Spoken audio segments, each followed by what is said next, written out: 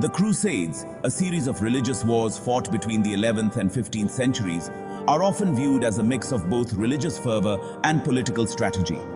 The question of whether they were primarily a religious war or a political strategy is complex and can be understood in multiple ways depending on the perspective we take. Religious motivation. The official narrative, particularly from the perspective of the Christian Church and the papacy, framed the Crusades as religious wars. The primary stated goal was to reclaim Jerusalem and the Holy Land from Muslim control, which was seen as the fulfillment of a divine mission. Pope Urban II's call for the First Crusade in 1095, which framed the war as a pilgrimage to liberate Christian holy sites, clearly emphasized religious motivation. Participants were promised spiritual rewards, including indulgences, which are forgiveness of sins, and eternal salvation. The religious context was also central to the broader medieval mindset, where warfare was often justified by divine sanction.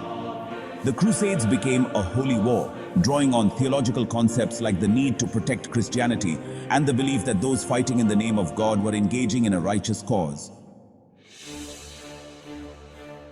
Political strategy. However, the Crusades also had significant political motivations, especially for the leaders and powers involved. Papacy and power. Pope Urban II, for instance, had political goals beyond merely liberating the Holy Land. By calling the First Crusade, he sought to unite the Christian West under papal leadership, strengthen the authority of the Church, and curb internal divisions among Christian kingdoms in Europe.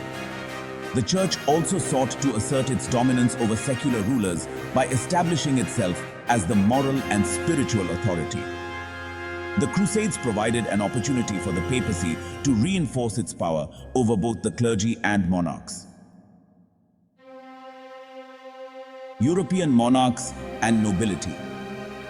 For many European rulers, the Crusades presented an opportunity for political and territorial expansion.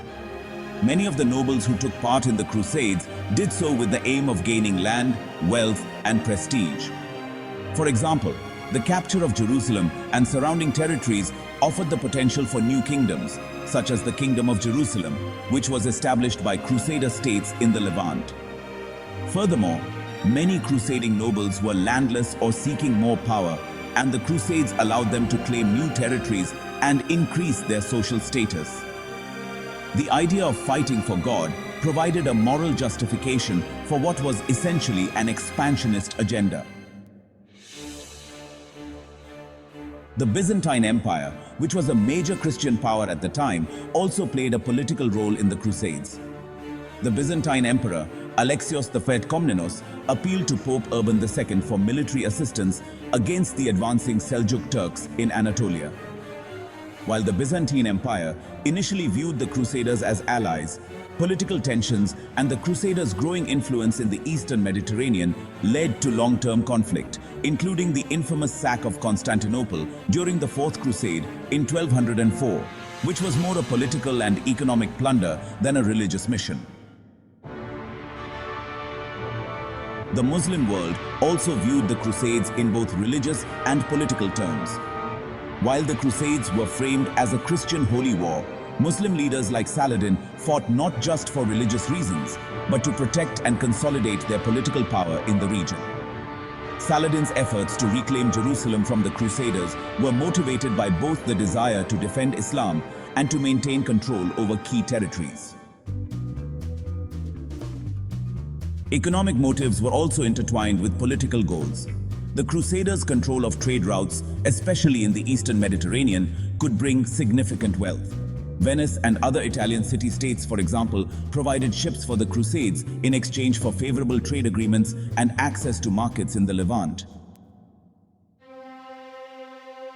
The Crusades cannot be reduced to a simple dichotomy of religious versus political motives.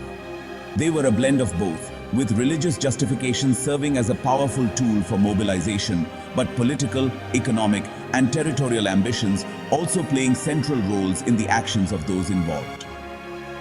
In essence, the Crusades were not only religious wars in the purest sense, but were deeply intertwined with the political and economic realities of the medieval world. The line between religion and politics was often blurred, and the Crusades can be seen as a way in which medieval Christian rulers, knights, and the church sought to achieve both spiritual and temporal goals.